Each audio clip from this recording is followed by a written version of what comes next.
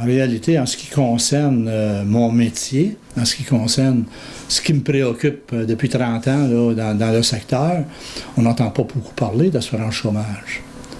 Y a-t-il une raison pourquoi on n'entend pas parler d'assurance chômage? Peut-être qu'à la dernière élection, ils avaient fait tellement de promesses qu'ils aboliraient la réforme de M. Harper. Et ce qu'ils n'ont pas fait entièrement, ils ont fait quelques petits changements cosmétiques, mais ils ne se sont jamais attaqués au cœur du problème, c'est-à-dire le trou noir, c'est-à-dire le tribunal de la sécurité sociale et les déductions quand vous travaillez, quand vous êtes sur prestation d'assurance emploi. Alors, j'ai souvent fait la suggestion, dire quand les gens sont sur l'assurance chômage, puis qu'ils veulent aller travailler une journée ou deux, au lieu de leur couper, vous devriez les bonifier et leur permettre là, de faire un peu plus d'argent. Par exemple, enlever les impôts sur l'argent qu'ils gagnent lorsqu'ils sont sur prestation d'assurance chômage, ou leur donner un taux de prestation un petit peu plus élevé sur ces montants-là. Mais il semble que c'est pas recevable de la part du fédéral, parce que c'est sûr, le fédéral a besoin de tous nos impôts pour payer la dette.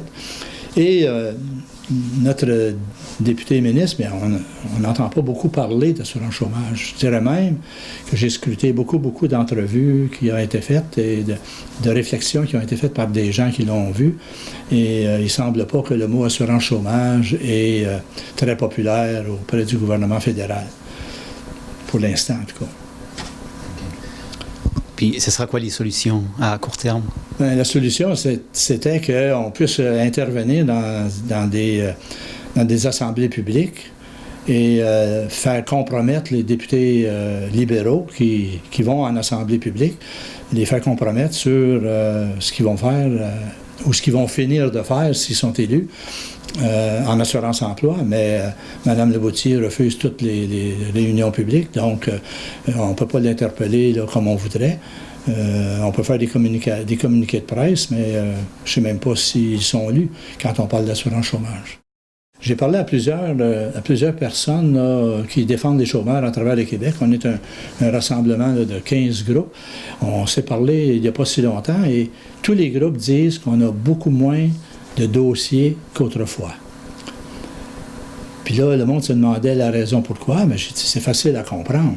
À venir jusqu'à dans les années 2010 à peu près, là, il y avait entre 50 et 70 % des gens qui tombaient sans travail pouvaient recevoir l'assurance-emploi. Et depuis 2008-2010, ils ont tellement resserré la loi d'assurance chômage qu'il n'y a plus maintenant que 40 % de gens qui sont sur le chômage. Donc, c'est 40 % de personnes, éventuellement, qui pourraient avoir une décision qui ne fait pas leur affaire de l'assurance-emploi au lieu de 70 % de ces gens-là. Donc, c'est normal qu'il y ait beaucoup moins de dossiers à traiter.